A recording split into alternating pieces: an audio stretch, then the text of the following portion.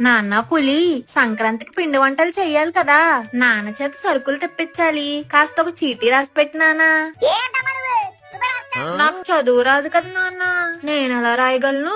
అందుకే చదువుకోమని చెప్పేది. అప్పుడప్పుడు అసలు నేను ఇంట్లో పుట్టకపోతే ఇల్లు ఏమైపోయేదా అని భయమేస్తుంది. సరే చెప్పు రాస్తా. పెసరపప్పు 1/2 కేజీ, జీడిపప్పు 2 కేజీలు. ఈ చీటీ నాన్నకిచ్చి ఈ సరుకులు మర్చిపోకుండా తీసుకురమ్మని చెప్పే. సరేలే. 1 hour later. అయ్యో అయ్యో అయ్యో, ఏంటండి వాడిని అలా కొడుతున్నారు? నా జీతం 30,000, ఈ నా కొడుకు స్కూల్ ఫీజు 2 లక్షలు. అయితే ఇప్పుడు ఏమైంది? నువ్వు చెప్పిన సామాను ఈ నా కొడుకు ఎలా రాశాడో తెలుసా?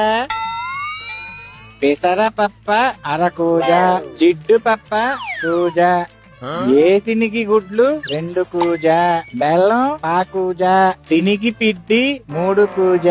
ఇది చూడు, శనగల్ని శనిగాళ్ళని రాశాడు ఈ శనిగాడు. ఇది హైలైట్, యాలకుల్ని ఏకాయ అని రాశాడు. చెప్పు వీటిని ఏం చెయ్యాలో? నేను కరెక్ట్గానే రాశాను కదా ఫ్రెండ్, మీరే చెప్పండి ఫ్రెండ్. ఫాలో కొట్టండి.